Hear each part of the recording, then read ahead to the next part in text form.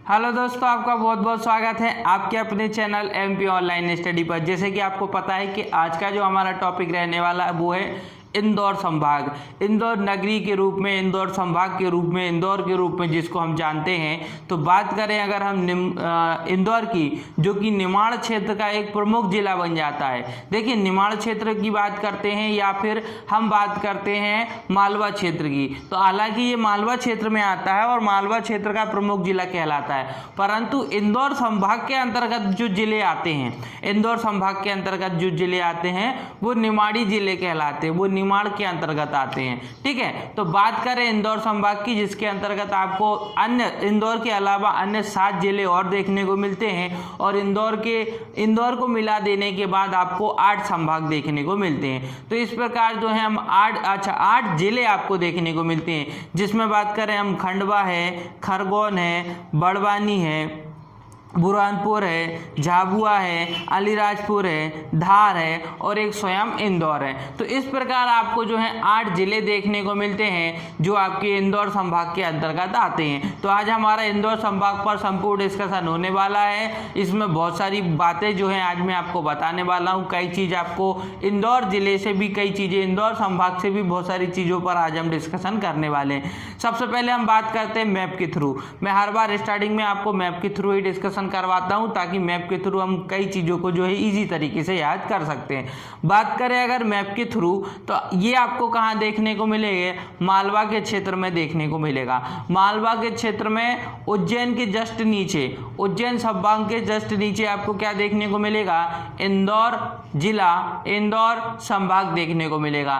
बात करें इंदौर संभाग की, तो मैप के थ्रू आप देखेंगे इंदौर के उत्तर में आपको उज्जैन देखने को मिलेगा। मतलब ये जो इंदौर का जो पूरा मैप है ना, इसके ऊपर आपको क्या देखने को मिलेगा? यहाँ आपको देखने को मिलेगा उज्जैन संभाग। मतलब ये जो ऊपर की जो सीमा है ये किसके साथ लगी होती है? उज्जैन संभाग के साथ लगी होती है। फिर बात करते हैं, मतलब उत्तर की सीमा का निर्धारण इंदौर संभाग किसके साथ करता है? उज्जैन संभाग के साथ करता है। फिर बात करते हैं, ये पश्चिमी जो क्षेत्र है, ये जो सीमा है पश्चिमी इंदौर संभाग की, ये जो पश्चिमी सीमा है ये किसके साथ लगती है? ये लगती है धार जिले के साथ। किसके साथ लगती है? धार जिले के साथ लगती है ना। अब बात करते हैं पूरब की जो सीमा है वो किसके साथ लगती है? देवास के साथ लगती है। किसके साथ लगती है? देवास के साथ लगती है। और बात करें दक्षिण की ओर की सीमा किसके साथ लगती है? खरगोन के साथ लगती है। तो ये 4 जिले आपको याद रखना है। इंदौर के उत्तर में उज्जैन हो जाएगा, उसे उत्तर और उसे उज्जैन, तो इंदौर के उत्तर में उज्जैन हो जाएगा। बात करें पश्चिम में, तो पश्चिम में क्या हो जाएगा? धार हो जाएगा। बात करें पूरब में, तो पूरब में देवास हो जाएगा। और बात करें दक्षिण में, तो दक्षिण में खरगोन हो जाएगा। तो इतने 4 जिले आपको इंदौर के चारों ओर याद रखना है मैप के थ्रू। अब बात करते हैं राष्ट्रीय राजमार्ग की। तो देखिए, राष्ट्रीय राजमार्ग NH-59 आपको देखने को मिल रहा है, ये गुजरात की ओर जा रहा है। हालांकि पहले धार में जाएगा, धार जिले में एंटर करेगा और धार जिले से होता हुआ फिर जाएगा वो कहाँ? गुजरात में। तो ये जो NH-59 राष्ट्रीय राजमार्ग है, नेशनल हाईवे 59, ये अभी कहाँ है? इंदौर में। इंदौर से होता हुआ ये कहाँ जाएगा? धार जिले में। इंदौर से होता हुआ, धार जिले से होता हुआ फिर गुजरात की ओर जो है, गुजरात राज्य में जो है प्रवेश करता है। ठीक है, फिर बात करते हैं राष्ट्रीय राजमार्ग NH3 नेशनल हाईवे 3 या NH3 की अगर हम बात करें, इंपॉर्टेंट है, मोस्ट इंपॉर्टेंट है। क्यों? वो समझिए। कई बार क्वेश्चन ऐसे बन जाते हैं जिसमें पूछ लिया जाता है कि राला मंडल अभ्यारण्य के पास कौन सा राष्ट्रीय राजमार्ग है, या फिर आपसे ये पूछ लिया जाएगा कि इंदौर संभाग में, इंदौर जिले में NH3 राष्ट्रीय राजमार्ग के पास कौन सा अभ्यारण्य है, तो आपको क्या बताना है? राला मंडल अभ्यारण्य। कई प्रकार से इस तरह लोकेशन के आधार पर भी प्रश्न पूछ लिए जाते हैं, तो आपको मैप में ये भी देखते हुए चलना है कि कौन सी चीज किसके पास है ना। जैसे कि आप देख सकते हैं किस चीज की सीमा का निर्धारण किसके आधार पर हो रहा है। जैसे कि मैं आपको बता चुका हूं, ऊपर क्या है? उज्जैन है।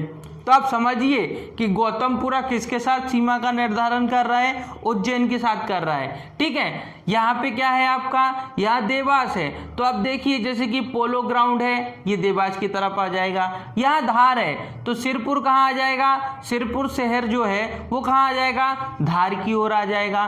तो आपको ये चीज भी साथ में देखते हुए चलना है। नीचे खरगोन है, यहाँ महू है, समझ रहे कि नहीं, नीचे खरगोन है, महू, और उसके जस्ट ऊपर क्या देखने को मिलेगा आपको, महू देखने को मिलेगा।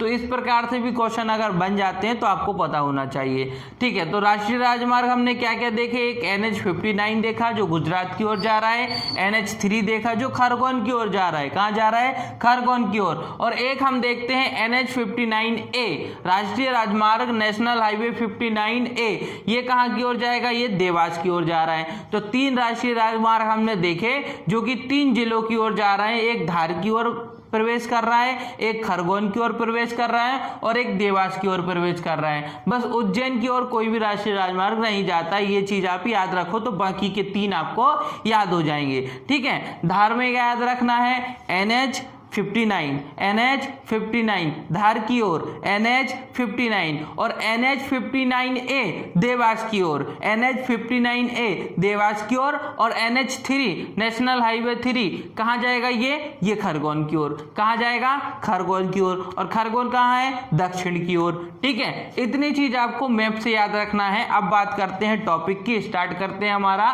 सबसे पहले हम पढ़ते हैं गौतमपुरा। गौतमपुरा आप देख सकते हैं, ये लिखा हुआ है, मैं आपको लोकेशन भी बताता चलूंगा, ये आप समझ सकते हैं, ये है गौतमपुरा। गौतमपुरा की अगर हम बात करें तो हिंडोला मेला यहाँ लगता है, हिंडोला मेला यहाँ प्रसिद्ध है, सांडों की इसमें लड़ाई की जाती है, और साथ ही साथ मनुष्य जो है हिंडोला फल के अग्नि बाण से युद्ध करते हैं। एक फल होता है हिंडोला, एक फल होता है, उसमें जो बीज निकलते हैं, उसके जो फल होते हैं, उन फल के अग्नि बाणों से युद्ध करते हैं। कौन, वहां के लोग, है ना। जहां का ये क्षेत्र है गौतमपुरा। गौतमपुरा जो क्षेत्र है, यहाँ पर एक मेला लगता है जिसको जो है हिगोटा मेला कहते हैं। क्या बोलते हैं, हिगोटा मेला कहते हैं। और इस हिगोटा मेला में सांडों की लड़ाई की जाती है, और साथ ही साथ मनुष्य जो है वो क्या करते हैं, हिगोटा फल के अग्नि बाण से युद्ध करते हैं। तो 2 चीज आपको याद रखना है गौतमपुरा से। गौतमपुरा क्षेत्र कहाँ है, इंदौर संभाग में है। गौतमपुरा क्षेत्र प्रसिद्ध क्यों है, सांडों की लड़ाई होती है। इतना आपको इसमें याद रखना है गौतमपुरा से। ठीक है, अब बात करते हैं यशवंत सागर की। देखिए अब ये दिख रहा है आपको यशवंत सागर, ये गौतमपुरा हो गया, और गौतमपुरा के बाद फिर मैंने आपको क्या बताया, ये है यशवंत सागर, उसके जस्ट नीचे यशवंत सागर। ठीक है ना। तो यशवंत सागर आपको याद रखना है। यशवंत सागर आपका ये देखिए, ये है यशवंत सागर, ये तो आपकी वो है बीजासन टेकरी है, सॉरी, ये यशवंत सागर ये है, और ये बीजासन टेकरी है ना। तो ये है आपका यशवंत सागर। देखते हैं यशवंत सागर में क्या लिखा है, इंदौर के जल का एकमात्र जलप्रपात स्रोत। जैसे कि आप देखेंगे आपको हर जिले में कुछ ना कुछ या तो नदी देखने को मिलेगी या झील देखने को मिलेगी, जिले के आसपास या गांव के आसपास, या तालाब देखने को मिलेगा, या आपको क्या देखने को मिलेगा, जलप्रपात, जिसके माध्यम से उस क्षेत्र में जल की पूर्ति की जाती है। तो इंदौर संभाग में अगर हम जल की पूर्ति की बात करें तो इंदौर के जल का एकमात्र स्रोत है यशवंत सागर। यहाँ जल पर्याप्त मात्रा में है, जिसका यूज जो है इंदौर संभाग के नगरवासी करते हैं। साथ ही साथ अगर हम बात करें इंदौर किस नदी के किनारे बसा है, तो खान नदी के किनारे बसा है, ये भी आपको याद रखना है। हालांकि जो खान नदी है उसका पानी लगभग अब समाप्त होने की कगार पर है, धीरे धीरे उसका पानी जो है कम होता जा रहा है, तो याद रखना है। परंतु आपको कि इंदौर संभाग किस नदी के किनारे बसा है, तो खान नदी के किनारे बसा है। बात करें खान नदी की, तो खान नदी किसकी, क्षिप्रा नदी की सहायक नदी है। तो ये याद रखना है, ये इंपॉर्टेंट है कि खान नदी जो है वो क्षिप्रा नदी की सहायक नदी है, और खान नदी के किनारे इंदौर संभाग बसा हुआ है। ठीक है, तो आप यशवंत सागर से क्या याद रखेंगे, ये एकमात्र इंदौर के लिए एक ऐसा जलप्रपात है जो कि इंदौर के लिए जल की पूर्ति को पूर्ण करता है। ठीक है, फिर बात करते हैं सिरपुर शहर। देखिए ये दिख रहा होगा आपको सिरपुर शहर, ये है सिरपुर शहर। सिरपुर शहर की अगर हम बात करें तो इंदौर के इस तालाब को पक्षी विहार घोषित किया गया है। पक्षी विहार घोषित किया गया है इंदौर के इस तालाब को। सिरपुर शहर में एक आपको तालाब देखने को मिलेगा और उस तालाब को जो है वो पक्षी विहार घोषित किया गया है ना। तो सिरपुर शहर आपको दिख रहा है। अच्छा, इसके ऊपर ही एक चीज मैंने छोड़ दी है, बीजासन टेकरी, है ना। तो अगर हम बात करें बीजासन टेकरी की तो ये जो है एक प्रसिद्ध जो है स्पॉट के रूप में है, जो हम पिकनिक स्पॉट के रूप में हम इसको मानते हैं, बीजासन, है ना। टेकरी के रूप में भी इसको जाना जाता है। कई बार क्वेश्चन में पूछ लिया जाता है बीजासन टेकरी किस जिले से, किस संभाग से, किस क्षेत्र से निर्भर करती है या आती है, तो हम इंदौर संभाग लगाएंगे उसमें, ठीक है। बीजासन टेकरी इंदौर में ही, ये आपको याद रखना है। अच्छा, सिरपुर शहर क्यों प्रसिद्ध है? क्योंकि इंदौर के इस तालाब को पक्षी विहार घोषित किया गया है। तो सिरपुर शहर के आसपास एक छोटा सा तालाब है जिसको पक्षी विहार घोषित किया गया है, ठीक है। फिर बात करते हैं वरलई। वरलई आपको कहाँ देखने को मिलेगा? आपको वरलई जो है ये देखने को मिलेगा, ये देखिए, ये वरलई। वरलई की बात करें, महू के जस्ट ऊपर आपको क्या देखने को मिलेगा? वरलई देखने को मिलेगा। बात करें वरलई की तो देखिए, वरलई में आपको क्या देखने को मिलेगा? मध्य प्रदेश की पहली सरकारी मिल आपकी जो है वरलई में स्थापित की गई थी। मध्य प्रदेश की पहली सरकारी मिल कहाँ स्थापित की गई थी? वरलई में स्थापित की गई थी। मैं आपको पहले ही बता चुका हूं कि जब भी कोई बात होती है पहले की, चाहे वो मध्य प्रदेश में पहला हो, भारत में पहला हो या फिर विश्व में पहला हो, वो क्वेश्चन अपने आप इंपॉर्टेंट बन जाता है। तो आपको ये याद रखना है कि मध्य प्रदेश की पहली सरकारी मिल आपको कहाँ देखने को मिलेगी? मध्य प्रदेश की पहली सरकारी मिल आपको वरलई इंदौर में देखने को मिलती है, ठीक है। इतनी चीज आपको वरलई से याद रखना है। अब आ जाते हैं महू। महू एक मोस्ट इंपॉर्टेंट क्षेत्र है। क्यों है अभी पता चल जाएगा। यहाँ आपको मिलिट्री हेडक्वार्टर, सैनिक छावनी, ये सारी चीजें देखने को मिलती है। मिलिट्री हेडक्वार्टर समझ रहे हैं ना आप? मिलिट्री का हेडक्वार्टर आपको देखने को मिलेगा महू में। सैनिक छावनी देखने को मिलेगी आपको महू में। बाबा अंबेडकर जी की जन्मभूमि है ये महू, ये भी आपको याद रखना है। कई बार हम कंफ्यूज रहते हैं, इंदौर लगा देते हैं, नहीं, इंदौर में भी क्या आ जाएगा? महू आ जाएगा। तो बाबा अंबेडकर जी की जन्मभूमि महू है। साथ ही साथ उन्हीं के नाम पर डॉक्टर भीमराव अंबेडकर जी राष्ट्रीय सामाजिक शोध संस्थान की स्थापना की गई है। तो ये आपको महू याद रखना है। महू से आप सारी चीज याद रख सकते हैं। महू में ही अंबेडकर जी का जन्म हुआ था और उन्हीं के जन्म के आधार पर या फिर उन्हीं के आधार पर, उनके नाम के आधार पर डॉक्टर भीमराव अंबेडकर राष्ट्रीय सामाजिक शोध संस्थान क्या हो जाएगी?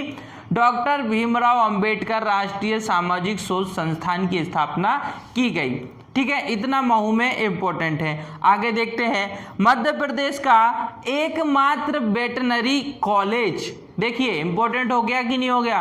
क्योंकि मध्य प्रदेश का एकमात्र है, मध्य प्रदेश का एकमात्र वेटनरी कॉलेज, ये आपको कहाँ देखने को मिलता है? ये आपको महू में देखने को मिलता है। साथ ही साथ आप देखेंगे पाताल पानी, जो एक पाताल पानी एक पिकनिक स्पॉट आपको कहाँ देखने को मिलेगा? महू में देखने को मिलता है। तो पाताल पानी भी आपको याद रखना, जो महू में एक पिकनिक स्पॉट है। साथ ही साथ मध्य प्रदेश का एकमात्र वेटरनरी कॉलेज महू के अंतर्गत है।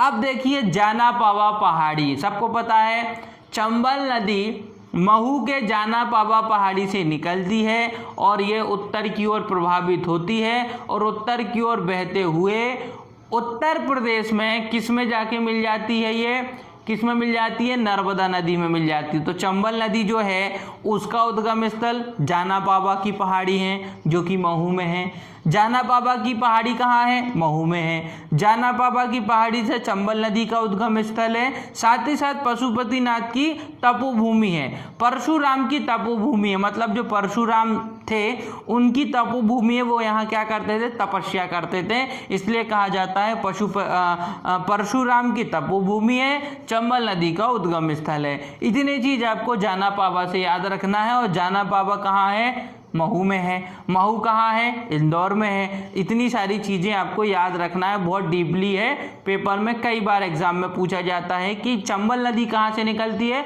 तो महू के जानापाबा पहाड़ी से निकलती है। ठीक है, इतनी चीज़ आपको किससे याद रखना है? महू से याद रखना है। ठीक है, अब बात करते हैं गोमट गिरी। गोमट गिरी आप देख सकते हैं, ये देखिए, ये है गोमट गिरी, है ना। तो अगर हम बात करें गोमट गिरी की, तो गोमट गिरी में आप प्रसिद्ध क्यों है वो समझिए, नाम से ही आप समझ सकते हैं।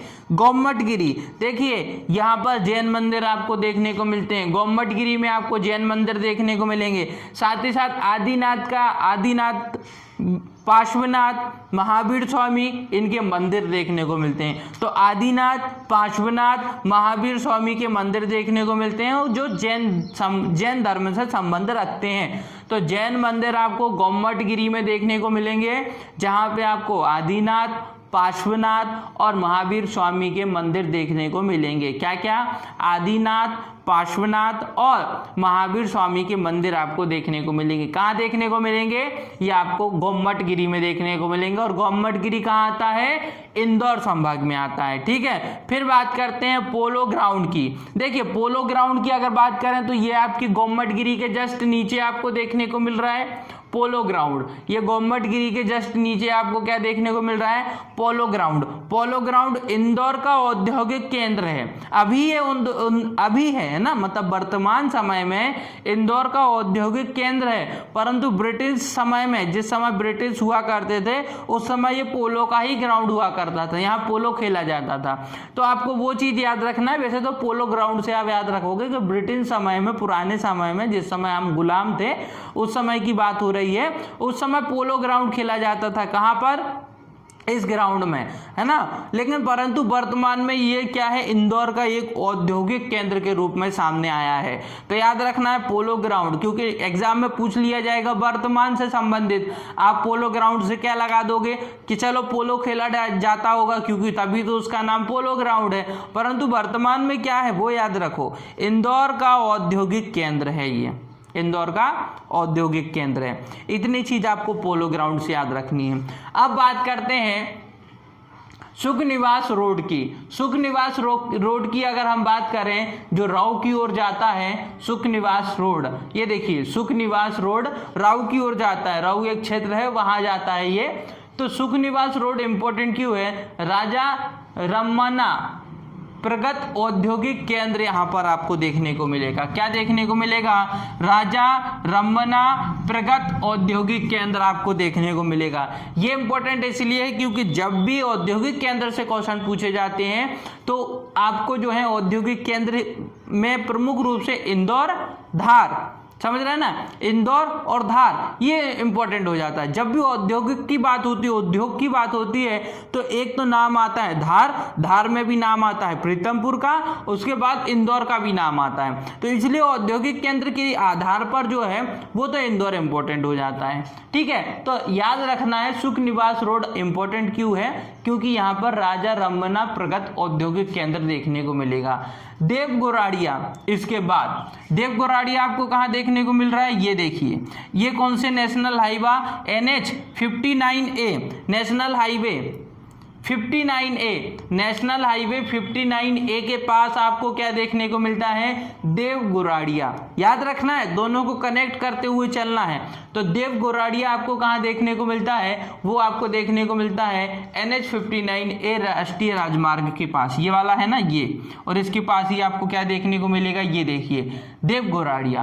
बात करें देवगोराड़िया इंपॉर्टेंट क्यों है? भगवान शिव का प्राचीन मंदिर, जिसके जो प्रांगण होता है ना, देखो इसमें क्या लिखा है? भगवान शिव का प्राचीन मंदिर है। साथ ही साथ जो प्रांगण होता है ना, मंदिर के आगे वाला जो क्षेत्र होता है ना, वहां पे एक कुंड बनाया गया है। तो कुंड भी आपको याद रखना है, जिसमें एक कुंड बना हुआ है। देवगोराड़िया प्रसिद्ध क्यों है? भगवान शिव का प्राचीन मंदिर है, इसलिए देवगोराड़िया प्रसिद्ध है, बस, है ना। देवगोराड़िया प्रसिद्ध क्यों है? क्योंकि भगवान शिव का जो है प्राचीन मंदिर देवगोराड़िया में देखने को मिलता है, इसलिए ये इंपॉर्टेंट है। साथ ही साथ इसके प्रांगण में क्या बनाया गया है? कुंड बनाया गया है। ठीक है, अब बात करते हैं रातापानी अभ्यारण्य की। देखिए रालापानी अभ्यारण्य की अगर हम बात करें, रालापानी अभ्यारण्य की, जो कि सबसे छोटा अभ्यारण्य है।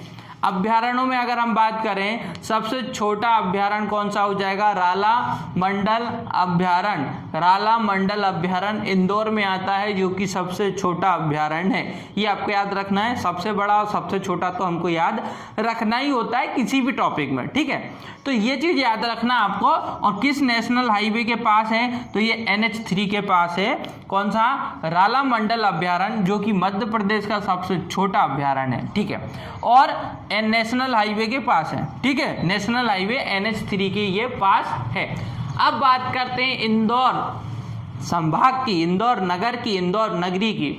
अगर हम बात करें इंदौर की, तो होलकर वंश की राजधानी रही है ये इंदौर जो नगरी है। होलकर वंश, जिस समय होलकों का शासन हुआ करता था, होलकर वंश चलते थे जिस समय, उस समय ये जो है होलकरों की राजधानी रही है और 1818 में इसको राजधानी बनाया गया था। ये जब हम इतिहास पढ़ेंगे, MP का इतिहास पढ़ेंगे, वहाँ हम आपको डीपली में बताने वाले हैं कि किस प्रकार होलकर वंश की राजधानी जो है इंदौर रही और कौन कौन सी राजधानी जो है होलकर वंश के अंतर्गत बनी है। तो होलकर वंश की राजधानी रही है 1818 में, जो है इंदौर को होलकर वंश की राजधानी बनाया गया था। फिर मालवा का प्रमुख क्षेत्र है। आप मालवा के अकॉर्डिंग देखेंगे तो मालवा के सेंटर में आपको क्या देखने को मिलेगा? इंदौर। उज्जैन भी देखने को मिलेगा, परंतु इंदौर मालवा के क्षेत्र के आधार पर एक प्रमुख जिला, एक व्यावसायिक जिला, एक औद्योगिक जिला के रूप में सामने आता है। अब बात करते हैं मध्य प्रदेश की व्यावसायिक राजधानी। इसको क्या कहा जाता है? मध्य प्रदेश की व्यावसायिक राजधानी। ये इंपॉर्टेंट है। मध्य प्रदेश की व्यावसायिक राजधानी क्या है? इंदौर है। क्या है? इंदौर है। फिर बात करते हैं मध्य प्रदेश की ऋतु वेधशाला आपको कहाँ देखने को मिलेगी? इंदौर में देखने को मिलेगी। मध्य प्रदेश की ऋतु वेधशाला आपको कहाँ देखने को मिलेगी? इंदौर में देखने को मिलेगी। देखिए एक एक चीज पर हम डिस्कशन कर रहे हैं। सबसे पहले ऋतु वेधशाला। ऋतु वेधशाला आपको कहाँ देखने को मिलेगी? मध्य प्रदेश की ऋतु वेधशाला आपको कहाँ देखने को मिलेगी? वो देखने को मिलेगी इंदौर में। याद करते चलना, उसको सुनते चलना, है ना। प्रथम दंत विद्यालय ये कहाँ देखने को मिलेगा? इंदौर में। प्रथम दंत विद्यालय इंदौर में। सबसे ज्यादा अगर हम बात करें जनसंख्या के आधार पर सबसे बड़ा संभाग, वो भी इंदौर है ना। जनसंख्या के आधार पर सबसे बड़ा संभाग की बात करें तो वो भी क्या है? इंदौर है। याद रखना है आपको, जनसंख्या के आधार पर सबसे बड़ा संभाग इंदौर है। फिर देखिए इसमें और क्या क्या लिखा है? विश्वविद्यालय। इसमें लिखा है सर्वाधिक निजी विश्वविद्यालय। सर्वाधिक निजी विश्वविद्यालय आपको देखने को मिलेंगे इंदौर में। निजी, स्वयं के, सरकारी नहीं, स्वयं के। सर्वाधिक निजी विश्वविद्यालय, सर्वाधिक निजी विद्यालय और सर्वाधिक निजी महाविद्यालय। मतलब निजी विद्यालय भी और निजी महाविद्यालय भी। निजी विद्यालय भी, विश्वविद्यालय भी और महाविद्यालय भी, दोनों ही निजी हैं, वो सर्वाधिक हैं। ऐसा नहीं है कि सरकारी नहीं है, परंतु सरकारी भी है, लेकिन सबसे अधिक वहां पर निजी हैं। निजी आपको महाविद्यालय देखने को मिलेंगे सबसे अधिक, और सबसे अधिक आपको जो है निजी महाविद्यालय और विश्वविद्यालय दोनों देखने को मिलते हैं। तो देखो बात करें सर्वाधिक निजी विश्वविद्यालय और सर्वाधिक निजी महाविद्यालय, दोनों ही आपको कहाँ देखने को मिलते हैं? इंदौर में देखने को मिलते हैं। और इंदौर एकमात्र ऐसा जिला है जिसके अंतर्गत IIT और IIM दोनों खुले हुए हैं। ऐसा नहीं है कि IIT या IIM दोनों नहीं खुले हैं, कहीं और खुले हुए हैं, परंतु ये जो जिला है ये एकमात्र ऐसा जिला है जहां IIT और IIM दोनों खुले हुए हैं। ठीक है, तो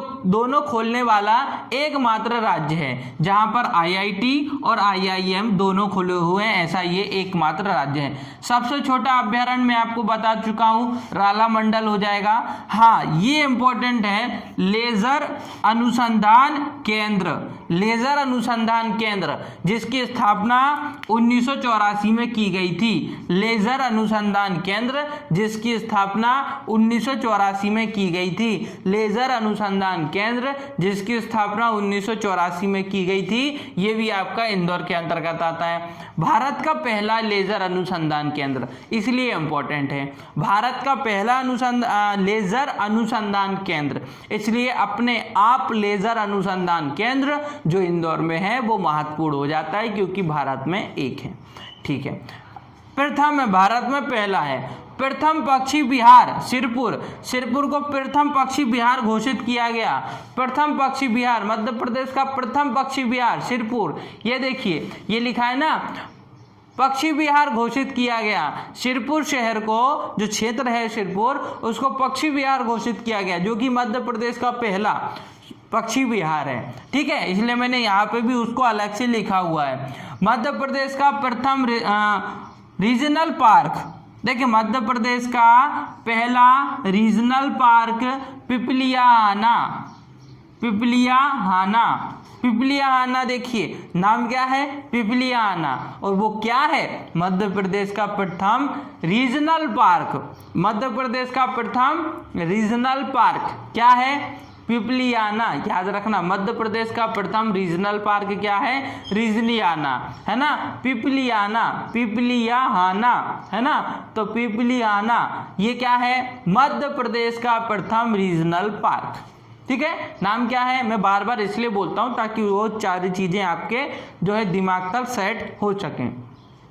साथ ही साथ जो है डीएवीवी, जो कि सबसे बड़ी क्या है, विश्वविद्यालय, मध्य प्रदेश की सबसे बड़ी विश्वविद्यालय डीएवीवी, देवी अहिल्या विश्वविद्यालय, देवी अहिल्या विश्वविद्यालय, डीएवीवी, डीएवीवी जिसको हम बोलते हैं देवी अहिल्या विश्वविद्यालय, मध्य प्रदेश की सबसे बड़ी, मध्य प्रदेश की सबसे बड़ी विश्वविद्यालय। ठीक है, तो ये पॉइंट हो जाता है मध्य प्रदेश की सबसे बड़ी विश्वविद्यालय। ये देखिए मध्य प्रदेश की सबसे बड़ी विश्वविद्यालय।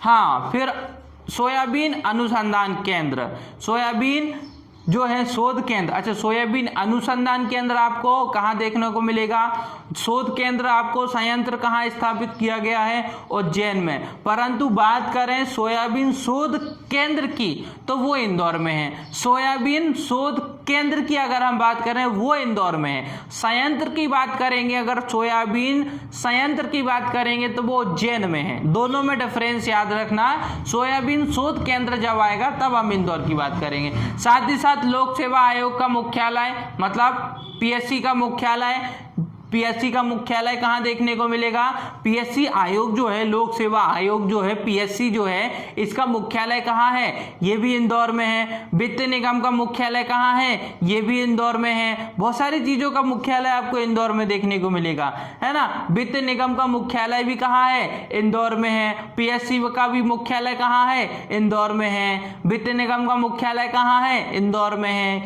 याद रखना है। साथ ही साथ अब इसमें जो है कई प्रकार के जो है हमको क्षेत्र भी देखने को मिलते हैं जो अपने आप में कैसे हैं, प्रसिद्ध हैं। जैसे कि आकर्षक केंद्र, इंदौर में ऐसी क्या क्या चीजें हैं जो आकर्षक का रूप रहे हैं, हमेशा से लोग उसको देखते हैं। जैसे कि राजवाड़ा, सबको पता होगा, राजवाड़ा की बात करें, लाल बाग पैलेस की बात करें, कांच मंदिर की बात करें, मेघदूत गार्डन की बात करें, चाचा नेहरू बाल उद्यान की बात करें, शीशा महल की बात करें, ये प्रमुख आकर्षक केंद्र रहे हैं, आकर्षित केंद्र रहे हैं।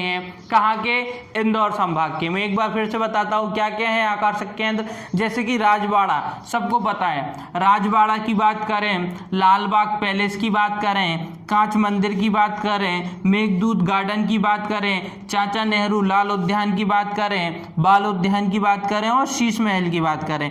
अगर क्वेश्चन बनेगा तो आपका मेघदूत गार्डन से बन सकता है, मेघदूत गार्डन किस संभाग में है या फिर किस जिले के अंतर्गत आता है, तो फिर इंदौर जिले के अंतर्गत आता है। राजवाड़ा, लाल बाग पैलेस, कांच मंदिर, वैसे तो कांच मंदिर हमको हर जगह देखने को मिलते हैं, जो कॉमन होता है सभी जगह उपस्थित होता है, उस पे क्वेश्चन बहुत कम बनता है। परंतु जैसे कि मेघदूत गार्डन की बात करें, है ना, राजवाड़ा, लाल बाग पैलेस की बात करें, शीश महल, ये प्रमुख आकर्षक केंद्र हैं इंदौर संभाग के। लेकिन और भी हैं, जैसे कि महू हो गया, वरलई हो गया, राना है ना, राला मंडल अभ्यारण्य हो गया, ये भी तो आकर्षक केंद्र हैं भाई, है ना। गोमटगिरी हो गया, पोलो ग्राउंड हो गया, बीजस एंड टेकरी हो गया, ये क्या है, गौतमपुरा हो गया, ये भी क्या है, एक तरीके के आकर्षक केंद्र रहे हैं, प्रमुख आकर्षित केंद्र रहे हैं इंदौर संभाग के। ठीक है, तो ये सारी चीजें आज हमने जो डिस्कस की, ये कंप्लीट था हमारा इंदौर संभाग से, इंदौर जिले से। आज जो है हमने इंदौर संभाग से, जो एक जिले के रूप में भी हम इसको कहते हैं, सबसे पहले जिले के रूप में काउंट करते हैं, फिर जाके हम उसको क्या बनाते हैं, संभाग बनाते हैं, क्योंकि 8 जिले आपको कंप्लीट करना है जिसमें एक संभाग है ना। तो हम इस संभाग के रूप में इंदौर संभाग को जो है जानते हैं। इस पर जो है आज हमने संपूर्ण डिस्कशन किया है। वीडियो अगर आपको पसंद आई हो तो वीडियो को लाइक करें, हमारे चैनल को सब्सक्राइब करें और जितना हो सकता है हमारे वीडियो को आपके फ्रेंड सर्कल तक शेयर करें। ओके दोस्तों, thank you, thanks for watching.